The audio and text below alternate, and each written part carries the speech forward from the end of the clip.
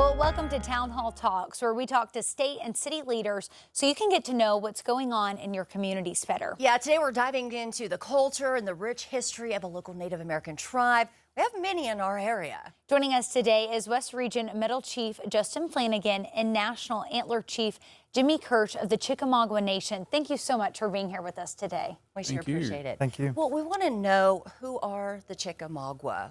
Where are you guys located?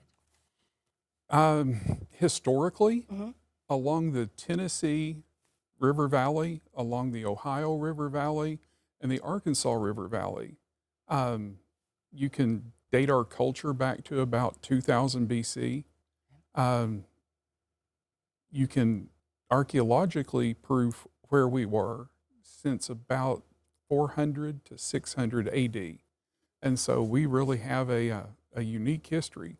We're first cousins culturally. We're from the mound building culture, and we're first cousins with the Choctaw, the Chickasaw, the Creek, and the Seminole, and the Natchez. So where are they located here in our area? Typically along the Arkansas River between Conway and Fort Smith. Then if you go into the Oklahoma area along the Arkansas River all the way up to the Tulsa area. And so we have a strong group in Oklahoma and a strong group here in Arkansas.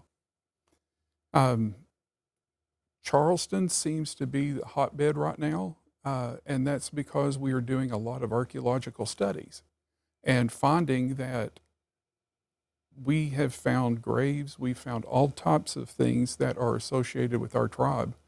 Wow. So, plus it's our family area. Justin's family grew up around Mill Creek Mountain in northern or southern Franklin County. My family grew up on Mill Creek Mountain. And so it's family. Right.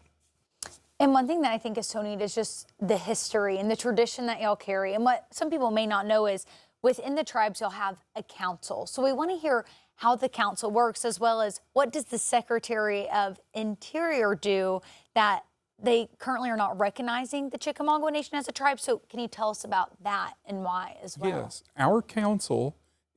our national council is made up of metal chiefs and antler chiefs from around the nation.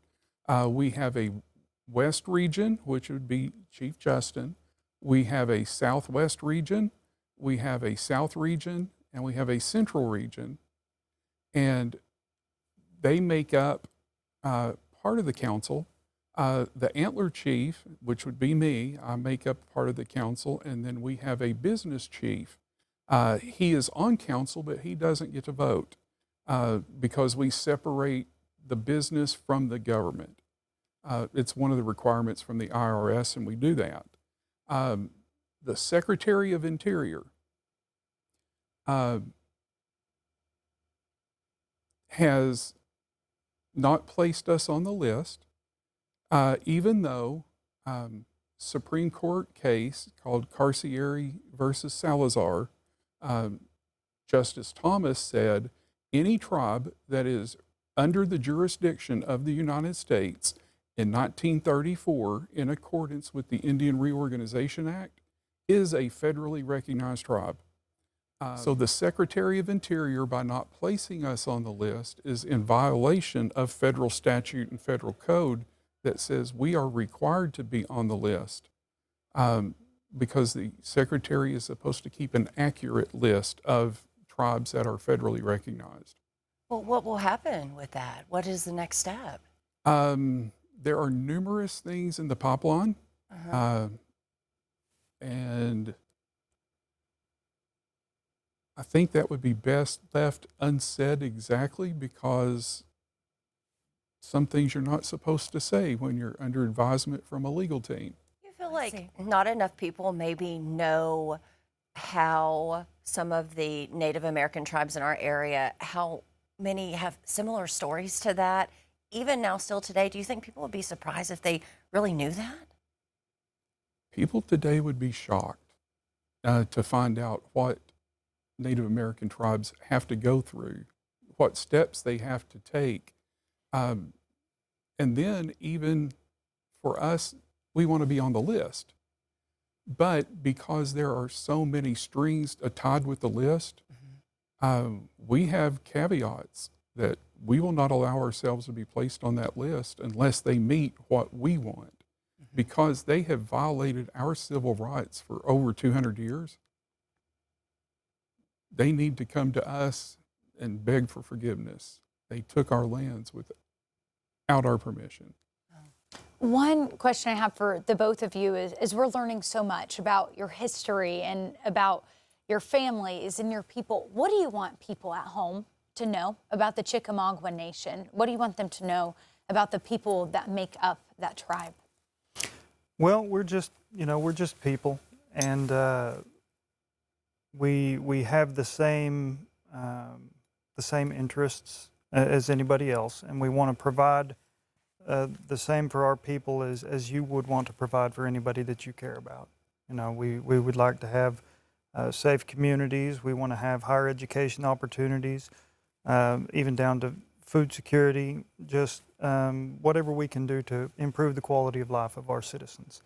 And we will advocate for them in any way that we need to, any way that we can, even if that's trying to preserve their history or preserve what they consider sacred, trying to stop a 3,000-bed prison from being built right next to a school bus stop where some of our citizens go to Charleston Public School. Anything that we have to do to help our people. Yeah, this once proposed Franklin County Prison, that was a big debate for the Chickamauga. Yes. Tell me a little bit about that. Well, we were brought into this mainly because a lot of our citizens who lived there on Mill Creek raised concerns, obviously, about having a prison right next door. And then they also said, well, what about the cultural preservation aspect of it? And they said, we know all the workers who've been on this, who've worked this land. They have found artifacts throughout. We have cemeteries up here that have traditional mortuary furniture that is consistent with our tribe's traditions. So we started our study, and that's why we didn't come in until around March, because we did our homework about the area. We found all of that to be true. We find that there is a very high likelihood of burial sites on the land, given the gate structures. Like I said, they would have been consistent with stone box graves. The ceremonial geoglyph that is 100 yards from one of the edges of the prison property. Then we have a bluff shelter with cave art that's another 100 yards away. So there's a high probability that this area was culturally significant. Not to mention the 6 original homesteads that made up the 815 acres. We can tell through historical documents that these were Chickamauga families, and they would have had that land in a time when they would have buried their people there. That project is on hold. I know that the people of Franklin County won't breathe easy until it's started somewhere else, or if it's out of state hands completely. We won't breathe easy until the state involves us in archaeological studies within our treaty regions. Mm-hmm. Do you feel like you guys have been ignored by the state of Arkansas? Yeah, from the onset. Well, this goes far back further than the prison. I mean, Chief Jimmie and the other chiefs have been at this for 30 years trying to get recognition for our people in some way, shape, or form. And through executive proclamation, through county judges, and even the other tribes have acknowledged us. But in terms of being able to speak with the governor, for instance, we've never had any luck with that. Now, when we initially declared that land to be an archaeological site, the governor's spokesman said that our claim was absurd. We're just trying to derail the prison. Now, that was not the best choice of words. And we have since made attempts to educate the legislator, the governor, the state in general about who we are. Our tribal archaeologist has just published a book called Written by Stone, and it is a cultural inventory of basically shows our progression across the state of West Central Arkansas. And we'll leave you with a copy, actually. Thank you. But yes, it's been very difficult, and we can't chalk it up to a lack of education at this point. At this point, it's just appears to be the lack of willingness to work with us. It's obvious that y'all fight really hard for your people. Why? Why is it so important that y'all do that and that your people know that you are fighting for them and for that recognition? Well, as chiefs, we have a debt of service to our people. We are servants to our people. We are not rulers. We owe it to them, you know, and their family. We are all distantly related. We treat them like family. So what would you do in that situation? Mm-hmm. Understood. Well, you know, I feel like you guys have taught us so much already. I feel like we could sit here all day Hours. and learn so much more. And hopefully that's what people will do after this. Absolutely. You know, get an interest, learn a little bit more about the Chickamauga, who are right here in our own backyard. They have a rich history. Thank you guys so much for being here. We appreciate that. Thank you. Thank you. All right, thanks for joining us. We'll see you on the next Town Hall Talks. In March 2025, 5 News reached out to Governor Sanders on the Chickamauga Nation, stating that they have been recognized. Sanders said, quote, "This is an absurd claim based on a group that is not recognized by state or federal government, and this claim's only purpose is to try and to derail the Franklin County Prison," end quote. The Franklin County Prison is currently on hold as of April 2026, over a year after Sanders made those comments. New budget language tied to the project has left the funding of the 815-acre facility in question, and beyond maintenance and upkeep, there hasn't been new work on the site. Governor Sanders said her administration is pursuing other ways forward.